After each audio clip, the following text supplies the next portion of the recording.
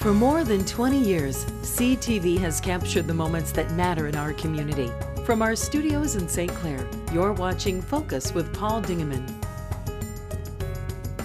Welcome to another edition of the Focus program. As the month of May moves along quickly, you've been hearing in the television and radio and in the newspapers that there's a lot of water in our area for a change. Justin Westmiller, the Director of Homeland Security for St. Clair County, gave you a call, shout out to you today to come in and give us an update on just what's going on downriver. Got lots of issues, right? Yeah, so we're seeing quite a bit of water in the downriver area, and we've been getting the message out as much as we can to as many people as possible to get their plans completed, and we are at the point now where people need to rush to completion their preparations because the water is rising rapidly. What do you mean when you say prepare or get ready? So that means do things like get all of their property up off of their first floor, get it out of any basements, get it out of any crawl spaces, protect their property with things like sandbags, do whatever they can to stop the water infiltration because that water is going to rise rapidly. A fellow Rotarian of mine, a fellow by Mark Fulmer, is a pilot, and he took a picture the other day of that airstrip on Harson's Island, and it's mostly gone. It is about 3/4 full of water right now, and this is just the very beginning. You're going to see a good portion, if not all, of Harson's Island completely flooded over by the time this is done. The whole island? Yes, sir. Like even like the M29? No. M154 will be potentially overtopped by water by the end of June, beginning of July. And it'll maintain all summer? It will. The water won't begin to fall off until the end of July, beginning of August, and we could see high water until October. Wow. It's serious. So places like the Schoolhouse Grill, San Souci area, those are all going to be underwater. Well, they're going to be significantly flooded, yes. And so we're already getting reports that the septic systems on Harson's Island are having significant issues operating. They would. So people need to take heed this warning. It's serious. Wow. All right, so coming across from Harson's Island, how does Algonac look? So Algonac is in the same situation. All of the houses that are along the roadway are already seeing water that are right up against the top of their break walls and sometimes covering over it. This is a serious situation, Paul. And then up into East China, there's some low-lying areas there too. They have the same Marine City issues. Doesn't have as big a problem, do they? No, they're a little higher there in Marine City, but the problem in Marine City and into Cotterville and some of those areas are the county drains. So the water's going to follow the county drains and go right in behind those areas. So we're watching that as well. And we also have some issues in the Port Huron Township area where the Black River and some of the drains, it will fill in there as well. Was it you that mentioned, or did I hear someone else say that, maybe it was you, that the County Road Commission is putting poles into the sides of the roads? They are on the island. On the island. On Harson's Island to ensure when the water does get up high, you can tell where those canals end and where the roadway begins so that we don't have people potentially driving off into those canals. Oh my God. It's serious. That is scary. Yes, sir. That is really scary. I remember 86 or 66? 86. When my vantage point was the boardwalk in front of the St. Clair Inn, and the water was about that high above the boardwalk. Is that situation going to be the same? So we're potentially going to be probably 3 to 6 inches higher than 1986. Higher than 86? Yes. Wow. It is staggering. It is. All right, how can the general public help you in your office? So the general public can do a couple different things for us. They can continue hurrying their protection strategies. They can also report any damages that they either know their neighbors have or they have themselves, and they can report it to an email address that we have, and that's damage@stclaircounty.org. That's very important. We need to know where that damage is so we can go out and take notice of it and take report of it, and then we'll get those facts and figures back up to the state. Before there's a declaration of emergency or Yes. declaration of whatever the title is, you need to make a report. So So you need this information. that's correct. So what will happen is my office will declare an emergency to the governor, and then we have 7 days to get that damage report up to the governor, and she will decide what to do next. So if I've got water in my basement and everything is destroyed today, Monday or Tuesday or whatever day of the week it is, try and have an inventory of that damage to you by a day or two later. So we're not so worried about basements unless your basement has certain things in it. Your basement has to be a livable area. And so there are rules. So what we want to have everybody do is report all their damage, and then we Okay. will go out and assess. Okay. So do report your basements, and then we will go out and assess your damage. Okay. So I don't have to report my basement has 3 TVs and That's 2 cars. correct. Just report the basement. damage, and we'll come out and assess what that damage means. Okay. Sandbags, are they getting limited supply left? Or So your local townships or city government are providing those sorts of resources. You need to contact your local township or city, and they will let you know what they're providing. Okay. Anything else we can do? Just please tell your neighbors, tell everybody that will listen that this is a very serious situation. This incident could have disastrous outcome, and we're not trying to push that word, but it is a very serious situation, and we need everybody to take heed. Let's talk about boaters. Sure, Boating season is just starting. it is. You were on WPHM the other day talking about So wave. we were talking about wakes, Wake, right? So wake law. we need people to pay attention to their wake. They're responsible for their wake, and boat wakes cause damage, right? And so we're trying to minimize that damage on top of the potential for flood damage. We're just trying to make sure that people know that at any point you're responsible for all of that, and you could be held liable for that damage.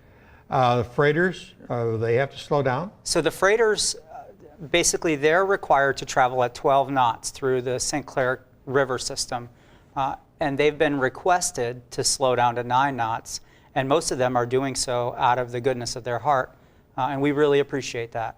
So we're not really having an issue with the commercial vessel traffic in the area right now. They're doing a really great job, and we can't appreciate that enough from them. So the pleasure boaters, the private boaters, are the ones that are causing problems if there are problems with wake. So I'm not saying anybody is causing any trouble. Okay. What I'm asking is that everybody please take heed of the wake coming off of their boat and follow the rules and regulations of the state of Michigan and the rules in St. Clair County.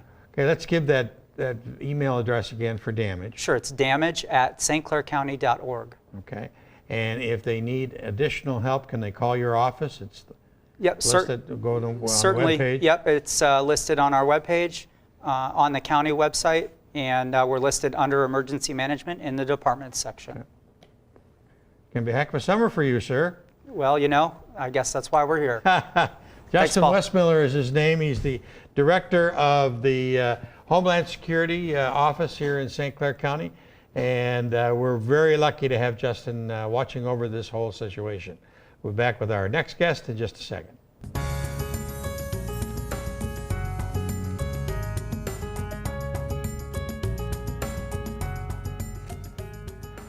Recently at the East China Performing Arts Center, there was a wonderful assembly. About 634 students from Marine City High School and St. Clair High School had the opportunity to see a national speaker by the name of Adam Carroll. He was invited to the area by the teacher Lori Gardner from Marine City High School and Amanda Volts from St. Clair High School to talk to students about money management. And what a wonderful topic and a great topic that the students should be concerned about. I was very impressed when I got there that there were 634 students who were interested in what was going on, and they were raising their hands and asking questions. It was truly remarkable, and I think the students got a lot out of it. We had a chance after the performance was over or to talk to Mr. Carroll, and let's watch that right now, and then we'll be right back. We're on location here at the East China Performing Arts Center in East China for the East China School District, and they just had a school assembly with some students who are in some special classes.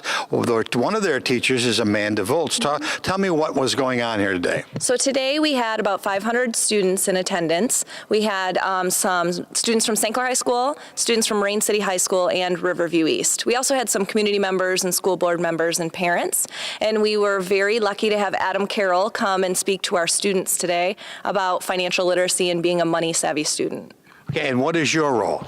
I'm a financial management teacher at Marine City High School. I also teach business classes, and we brought our juniors and seniors here from Marine City High School along with those others, and I just think it was a really great experience to have them come together and hear Adam speak.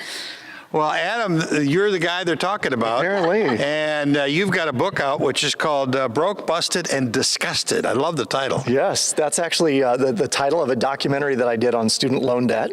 Okay. It came out in 2016. It got picked up by CNBC in 2017. Wow. And our goal was really to illustrate the causes and repercussions of student loan debt.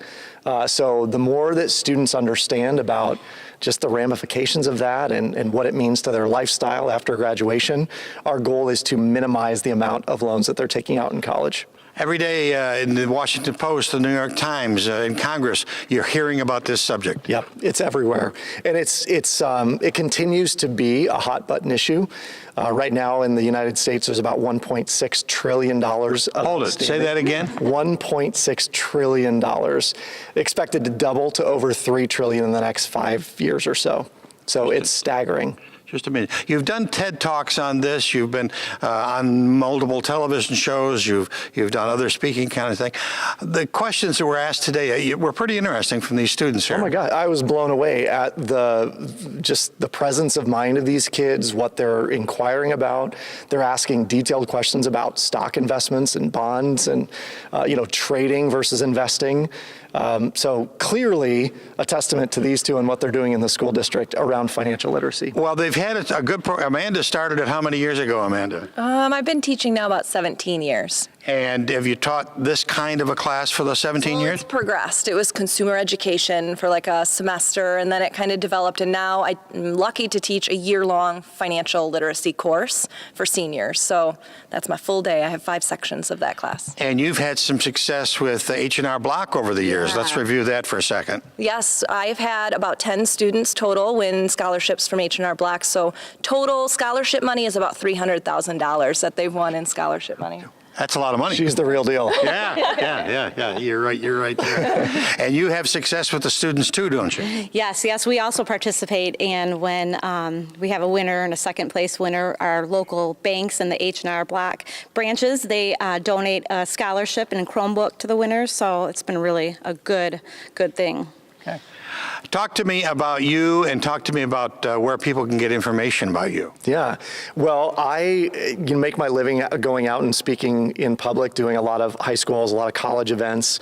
I work with a lot of associations. The best place to find me is online, adamcarroll.info. And then I also have a presence online on YouTube and Instagram and everywhere else that kids are. Nothing is sacred anymore. I know. They know everything about me. But it's good. I'm going out and teaching as much as I can, as often as I can, because this next generation, they need it. They need it. Well, I have to repeat it here at the end of the interview. I mean, I was really impressed with the quality of the questions and the quality of the students here. They were amazing, very respectful. I've been in rooms before where there's 600 students, and it's wild. Yeah. And this was very, very tame. They all came in. They were very attentive. They had great questions. Super impressed. Okay. Give me the website again. www.adamcarroll.info. Very impressive. Adam Carroll, Amanda Volz from St. Clair High School, and Lori Gardner from Marine City High School were responsible for getting him to come to the East China Performing Arts Center recently and talk to the students in business classes, and I think it was well worthwhile. We'll be back with Stephen Path from the St. Clair Art Association in just a second.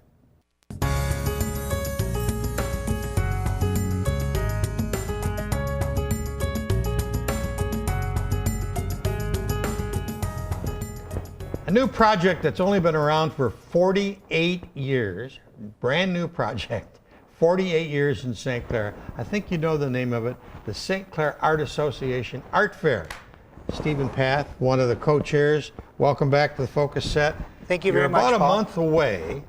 You're at the end of the last weekend in June, but you've got a lot of information that we wanted to share with people. So let's begin. Okay. Well, thanks, Paul, for having me here. You're welcome, buddy. And 48 years. I'd like to begin by saying that it's the last full weekend of June is when the art fair is. This year happens to be on the 29th and the 30th. This is a juried show, and it has been a juried show. This is kind of what keeps us unique from a lot of the other shows within the state. Also, it's the gallery. It helps subsidize the gallery in downtown St. Clair. The Alice Moore Association. Yeah. And it helps keep our doors open, so it's a huge fundraiser for us. What it does is it's a juried show, which is kind of unique. And we jury a lot of the art coming in to make sure that we get, top artists. They come in from in-state and out-of-state. This year, we're looking at about 106 artists. Oh, good. Good number. And it's a good number, and we're really excited about it. Our featured artist this year is a gentleman by the name of Ken Myoduck, and he was the best in show last year. He was invited back this year to become our featured artist, and he is from the other side of the state, and he has had his work shown in Art Prize, which is an event that takes place. Yes. And so he did very well there, and he's a sculptor in stone, and he has very elegant work. He'll be in the gallery this year, and come on down and look at his work. He's an amazing person and a very nice person to talk to. One thing about an art fair is it gives people a chance to come down, talk to the artists. Behind every piece of art, there's a story, usually. And correct. Artists love to talk to people, love to share their ideas. Art goes back to the age of the Stone Age by artwork in the caves, and it preceded. Yeah, you're right. It preceded the science. So art has been with us forever and ever, and it's some of the artwork that we're having this year is amazing. I'm not sure if you can actually see one of the pieces of artwork. Ben, can you zoom in on this, please? And talk to me about this wonderful rose. Okay, my wife's a professional artist, and she did that rose. That's her first time doing a rose in what is called pan pastels. It's a technique, and it's her very first time doing it. This is an example of some of the artwork that you can expect to see at this year's show. There's never been any bad art at that show. Never been any bad art. No, I think everything is beautiful there. We're really excited this year. There's a few new events taking place. Number one, the banners. You're going to see some banners strung along the street lights in downtown St. Clair. Okay, the long, thin ones. The long, thin ones. Okay. We have reinstituted that program. We had the program a couple years ago, and we brought it back. We had kids and probably adults helping design the banners. And it was kind of a fun project. The art studio is basically composed of different segments. So we have the art studio. Part of the art studio is the public art. And then another part of the studio is our art fair. And then there's some other events that go on, the gala, which was first displayed last year.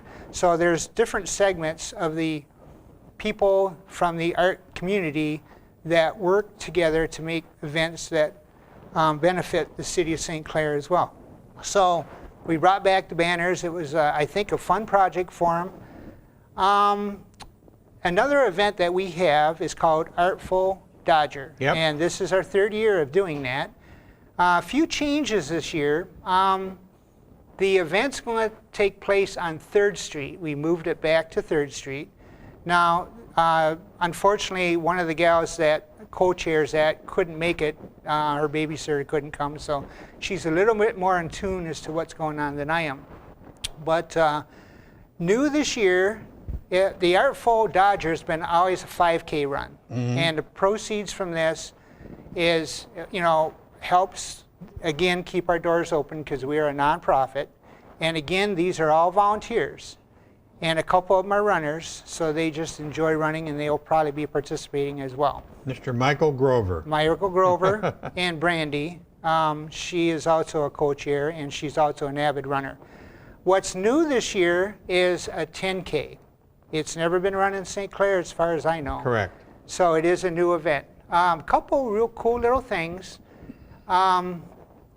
They got going up the hill, there's going to be a run for kids down the hill, and the kids of the runners, and it's a free event for the kids. And they're sponsoring a breakfast for the runners. I like the breakfast was amazing. Yeah. Well, this is something. Pancake breakfast. Pancake breakfast, yep. And this is something kind of new. And what's really cool is the medallions or the medals. They were made in the gallery, and they're ceramic, and they really are impressive. Really a super idea. Unfortunately, I got word that she wasn't going to make here, and I had no time to go down and get one for you to show, or for you to display. We had it around a few weeks ago when Mike she talked about it, and we held it up, and it's a beautiful piece. Isn't it though? Really a beautiful piece. Isn't it though? It's really cool. So we're really excited about that.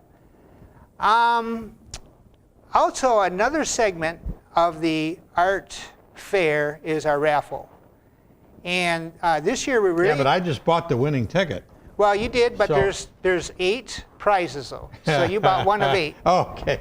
And just to name a few, again, the lady that spearheads this is a volunteer. Yeah. Can you see that? I Yeah, don't know if we you can can see see it. it. I'm not sure you can read the fine little No, print. not the fine print. But we have some fabulous prizes this year. We have a necklace from Coughlin Jewelers, and that's valued at just under $1,500. We have 4 Tiger tickets, game tickets, which includes parking. We have a 2-night stay. We have baseball that's signed. We have $200 in cash, and we have 3 other prizes. So we're really excited about that. If you can't make it to the art fair, or if you can make it to the art fair, either way, we're going to be selling these at Neiman's. You can call the gallery, the art gallery. We have them there. And we appreciate anybody that could buy. They're $1 a piece. Oh, exorbitant. Oh yeah, it's really. I thought it's really good deal. And you can purchase these. Like I say, we'll be at Neiman's very shortly, and or at the gallery. Also, there's a few contacts. Just contact somebody at the gallery. There's a lot of people that are trying to sell them. And all the proceeds help keep the doors open to the gallery, because again, we're a nonprofit. What's really amazing to me about this event is the amount of volunteers that help build this event. And a lot of the people, some of the people are not artists themselves. Right. Some are artists. I'm a photographer. My wife's an artist, and we're here to help. We don't live in St. Clair, but we come down here to help sponsor it. And we just really love the setting. Now, the art fair is in the same location it has been for 48 years. 48 years. And we're really excited about it. We do have some events for the kids, and it's all free to the kids. We have a kids creation station. That's And always a hit. That's always a hit for the kids. And we're going to have, I'm pretty sure, a piano that the kids can help paint. It's something kind of exciting. We may also have a little chalk art for them. So we're going to have a lot of events for the kids. Good. You know, a lot of things for them to do. Another thing happening Saturday, and everybody come on down to the show. But Saturday, the Port Huron to St. Clair sailboat race. Oh, beautiful The race. River Run is sponsored for the 29th, and come on down. It's a beautiful, as you look north from the boardwalk, and you see them come around the turn up at the north end of the St. Clair River in city of St. Clair. Right. And all those spinnakers are coming down the river. It's a really, really pretty sight. From 3 to 5 sometime, depends upon the wind. Yeah, maybe but, 1. Yeah, maybe early If one they're if really it's really windy, but it's a really spectacular, pretty sight. Right, right. So we're really excited about this year. We've got a number of new things on the horizon. Like I mentioned, the meadows, the banners, that's all done in the gallery. Well, this is about a month early, but people should plan that this is the weekend, the 27th and 28th, right? Right. Of No, June. well, it's 29th and the 30th. 29th, 30th. 29th and 30th. It's the last full weekend. It's always the last full weekend of the month. Right. This year it's a little bit later, and it coincides with the sailboat race. But we're really hoping and we're excited. A lot of good artists. Again, it gives everybody a chance to be selective, you know, to look at the artist's work. Talk to artists. You know, there's a story behind every piece of art. So if they've got any questions, they can just get a hold of the St. Clair. We're on Facebook, and also if you're interested in running. By the way, you don't have to run; you can walk. Mm-hmm. And please visit the Facebook page Artful Dodger to sign up. The cost to run is the 5K is $30 and the 10K is $35, and there's lots of things that go along with that. Okay. And again, they have a pancake breakfast. You can purchase additional tickets. The pancake breakfast is right after the run. The people that don't run can purchase tickets for the breakfast as well, but those that do run, it's part of your run. So Well, we're we'll really excited. probably have one of your members back before the opening day, but there are lots of important stuff coming up for that weekend and the last weekend in June. Yeah, last weekend in June. It's the 29th and the 30th. We hope to see everybody. And we got to make sure that we do our Sundance. Oh, So yeah. you kind of got to do a little wiggle in the chair, little wiggle. You know, we got to, let's go for the sun. Steve, you're quite a guy. Last year we had a little bit of rain, but it never slowed us down. Wasn't But this enough year, people dancing. But not enough people dancing. People in St. Clair, everybody's got to get out and dance, do the dance, do the jiggle. Yeah, we're really excited, and we're really hoping to see everybody there. It's a fun event, our 48th year of doing this. 48 years, that's what the sign says. St. Clair Art Association Art Fair. Been a wonderful addition all those years and continues to be. That's about it for this edition of the Focus Show. Thanks very much for tuning in. Until next time, I'm Paul Dingeman. See you soon.